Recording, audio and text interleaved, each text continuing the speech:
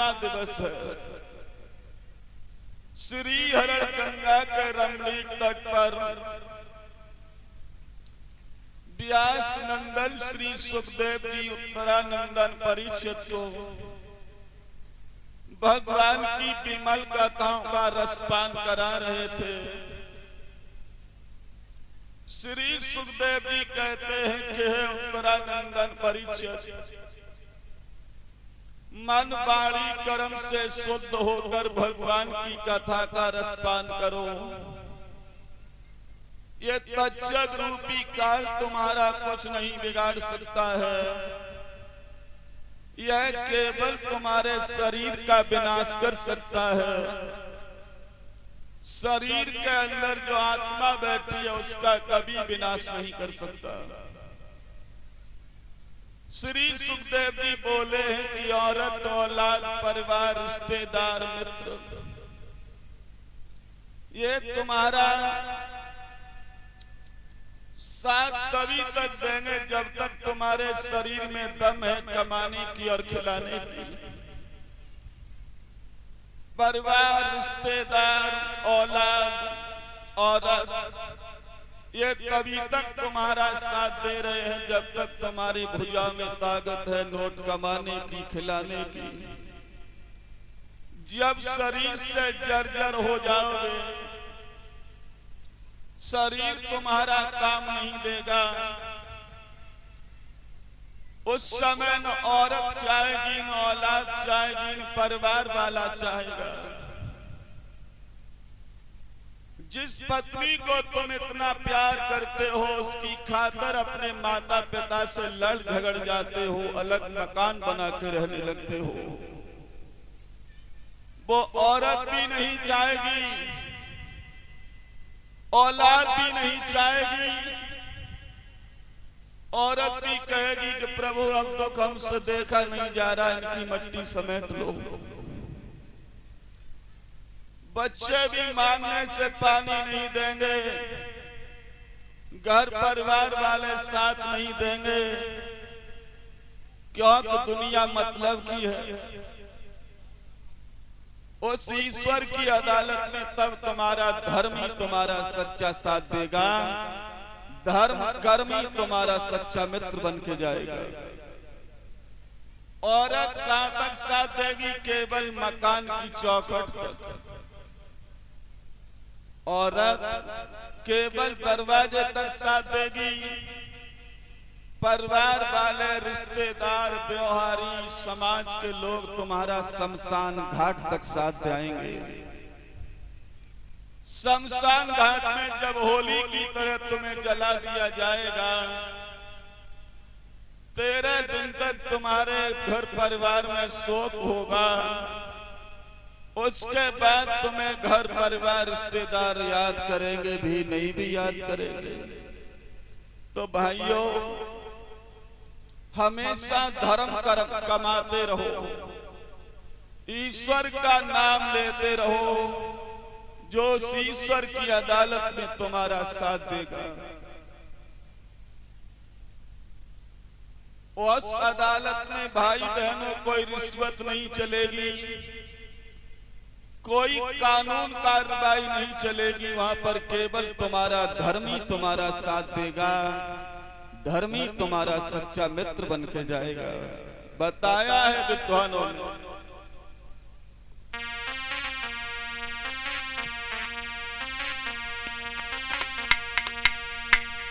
बात न की कर ले याद,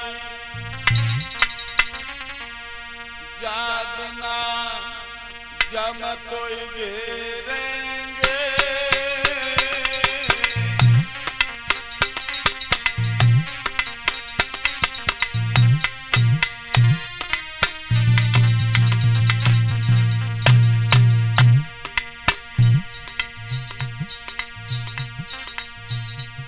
बात न की कर ले याद, जागना जम तो घेरेंगे।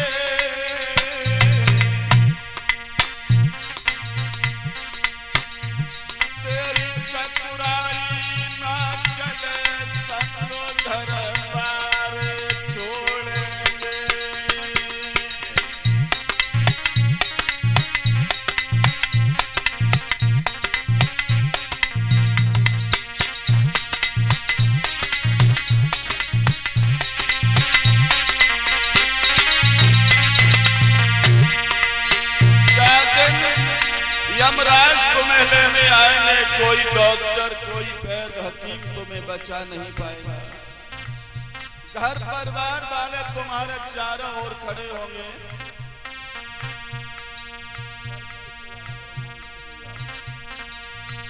वो भी तुम्हें बचा नहीं पाएंगे। अरे पड़ेगो जब यम को डंडा,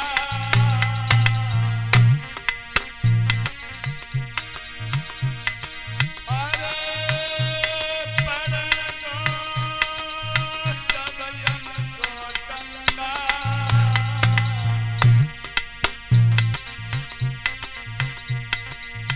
भैया बातिन प्यारे संग चलेंगे लकड़ी और कंडा।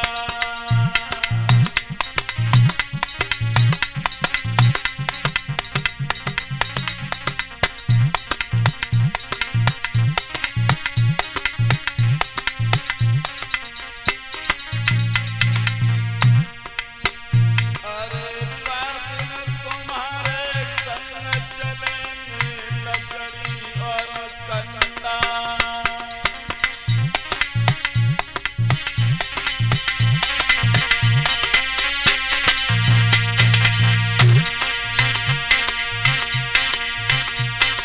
अरे चलेगी तनयू पर कफनी,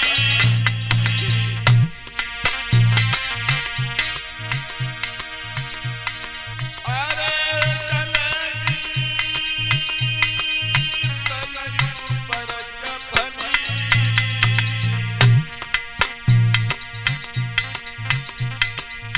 बात संतन के बिना बेटी बुझाए माया की अजनी।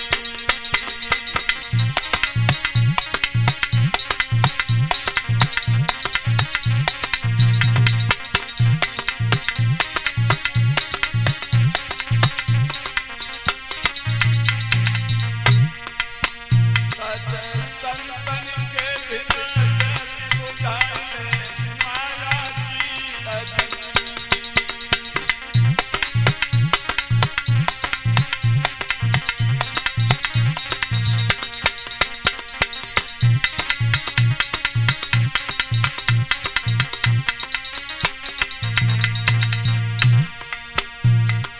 अरे बात कोई मत मानो रे झूठी,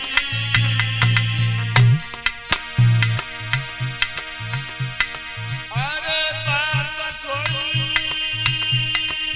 मत मानो रे झूठी,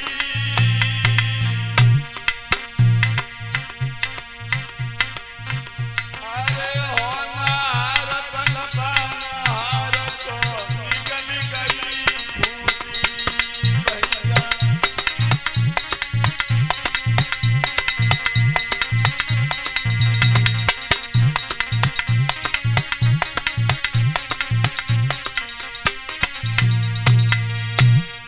तो भाइयों,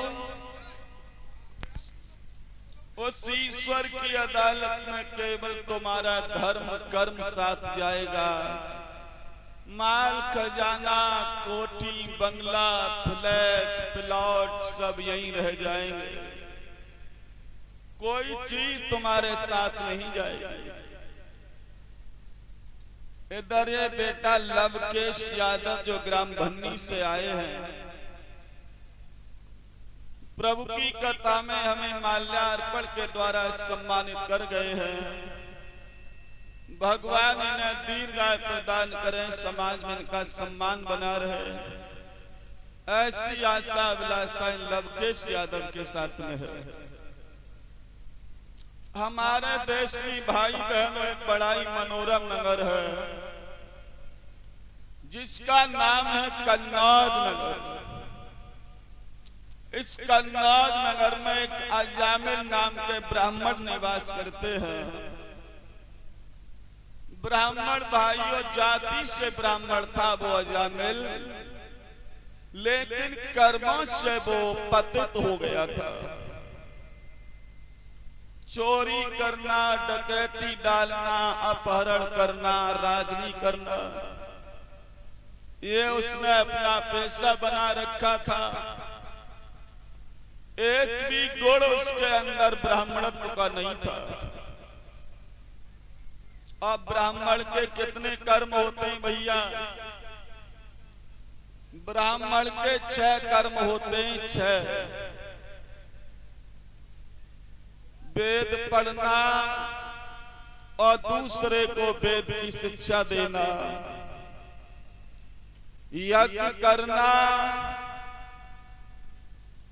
और दूसरे के घर जाकर के यज्ञ कराना, दान लेना और दूसरे को दान देना। ये 6 कर्म बताए ब्राह्मणों को।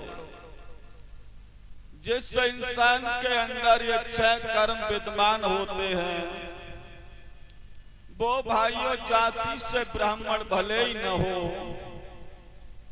लेकिन हम उसे ब्राह्मण की उपाधि से सम्मानित कर सकते हैं। अजामिल के अंदर एक गुण न रहे, न हवन करे, न यज्ञ करे, न वेदों का अध्ययन करे, न काव्य दान दे। एक भी गुण ब्राह्मणत्व का नहीं था अजामिल के अंदर। उसका सारा जीवन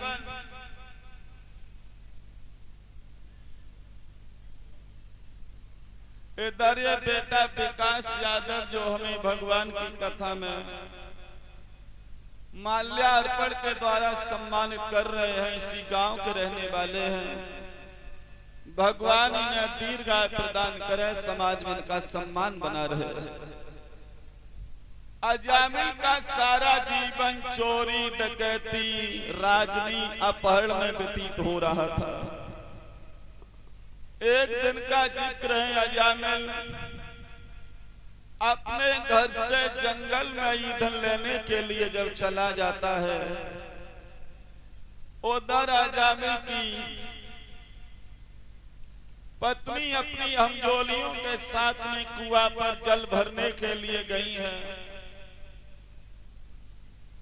अपने अपने घड़ों को जब सहेलियां भरने लगी, तब तक भाइयों संत महात्माओं ने कन्नौज नगर की ओर पदार्पण कर दिया।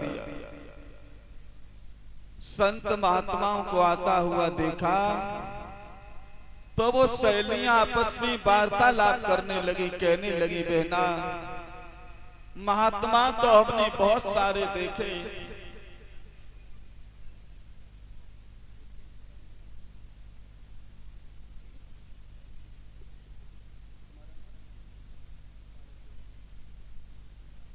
इधर ये बेटा कृष्णा हमें भगवान की कथा में माल्यार्पण के द्वारा सम्मानित कर रहा है। भगवान इस बच्चे के जीवन में आने वाली हर बाधाओं को इनसे पृथक रखे, ऐसी आशा अभिलाषा इस बेटा के साथ में है।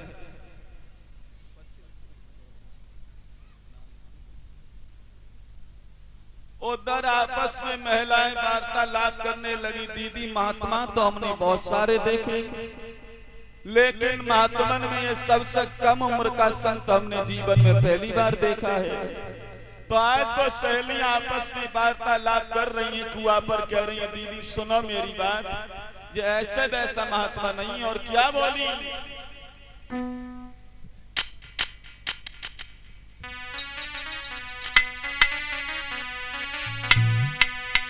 चंदा जैसा मुखड़ा जगदातन की चमकन में